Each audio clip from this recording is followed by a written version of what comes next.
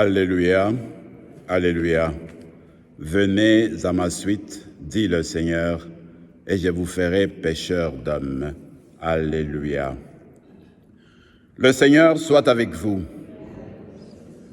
Évangile de Jésus-Christ selon saint Matthieu.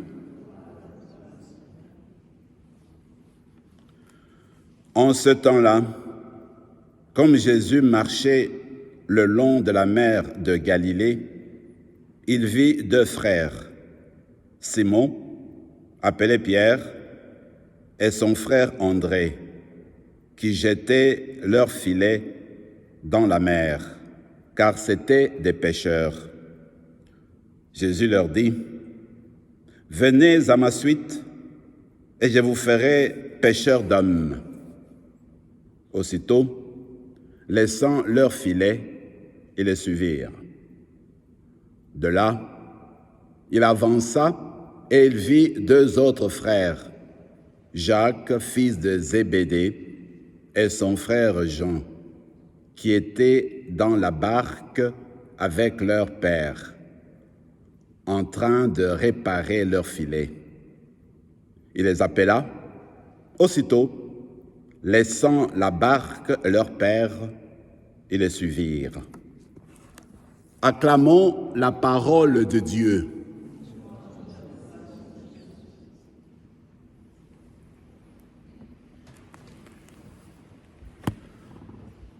La tradition ancienne a toujours reconnu en saint André comme le premier appelé, c'est-à-dire que dans le groupe de 12 apôtres, André était le premier qui a dit oui au Seigneur.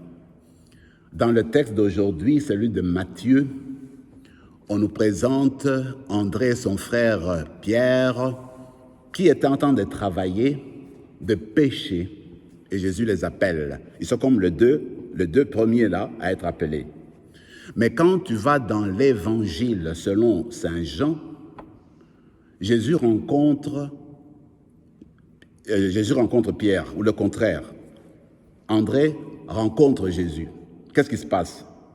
Eh bien, André était apôtre, était disciple de Jean-Baptiste.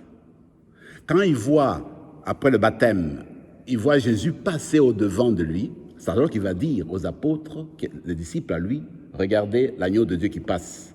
C'est ainsi que André, qui était l'un des disciples, va quitter Saint Jean-Baptiste pour aller vers Jésus. Vous vous rappelez, Jésus va se retourner et dit, mais où allez-vous? Qui cherchez-vous? Jésus va dire, eh bien, venez et demeurez avec moi. Pour dire, mes amis, André est le premier appelé. Et quand il a entendu l'appel de Dieu, vite, il a couru, il est parti voir son frère, Pierre. Pierre, j'ai trouvé le Messie, le Fils de Dieu. Viens, tu vas voir.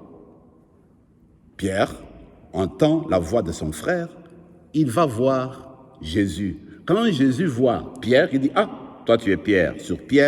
Sur cette pierre, je bâtirai mon église. » Mes amis, moi ce que je trouve extraordinaire, c'est de voir que André rencontre Jésus, il voit la richesse dans son cœur, la présence de Dieu dans sa vie, il ne garde pas cela pour lui-même. Il va voir son frère. Et plus tard, il verra encore d'autres personnes pour leur partager la même richesse, la présence de Dieu. Dans l'histoire d'André, moi ce que je retiens aussi, c'est qu'il appelle, comme je viens de dire, son frère Pierre. Regardez dans nos maisons, dans nos familles, parfois nous avons de la difficulté pour parler avec nos frères et nos sœurs de sang, pour leur partager notre foi, leur partager la présence de Dieu dans leur vie. Ce n'est pas toujours facile. Alors l'exemple d'André est celle il faut aller aussi dans nos propres familles. Les frères et sang, n'est-ce pas, le frère et les sœurs de sang, on va vers eux justement pour partager avec ces personnes-là la présence de Jésus. Donc en fait, le travail comme disciple concerne aussi les personnes de nos propres familles. Moi, je trouve que c'est un bel exemple que nous donne André. Je termine avec la dernière chose qui est importante aussi.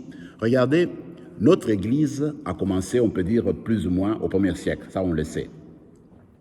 Durant le 1er siècle jusqu'au 11e siècle, il y a ce qu'on appelle, il y a eu l'Église indivisible, invisible. C'est-à-dire qu'une Église qui ne se passait pas, qui ne se coupait pas. C'était une seule Église, indivise.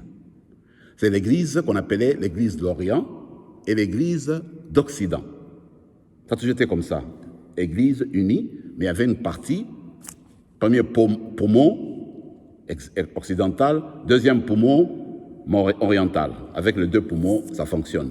Mais à partir du XIe siècle, l'Église s'est divisée.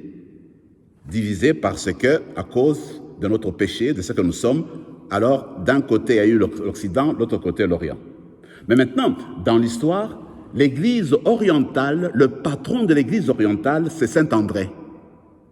Et de l'autre côté, l'Église occidentale, le patron, c'est Saint Pierre. La fête de Saint André aujourd'hui, 30 novembre, c'est une grande fête dans l'Église orientale. Et depuis 1965, une délégation quitte l'Église de Rome pour aller célébrer la messe avec les autres frères et sœurs orthodoxes pour la fête de Saint André, chaque année comme aujourd'hui. Quand arrive la fête de Saint Pierre, eh bien, une délégation orthodoxe quitte l'église de Rome, l'église d'Antioche, pour aller plutôt à Constantinople, et quitte Constantinople pour aller à Rome. Et quand? Le 29 janvier.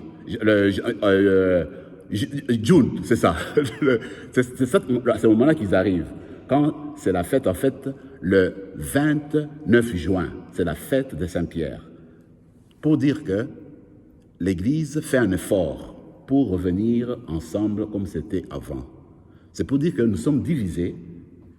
Pierre est le frère, comme André sont deux frères. Nous les avons séparés. Eux, ils étaient frères, ensemble. C'est pour dire que l'Église catholique et l'Église orthodoxe doivent faire des efforts pour travailler ensemble en vue de bâtir l'Église que Jésus a voulu bâtir. Jésus n'a jamais demandé que l'Église, ses disciples soient séparés, divisés.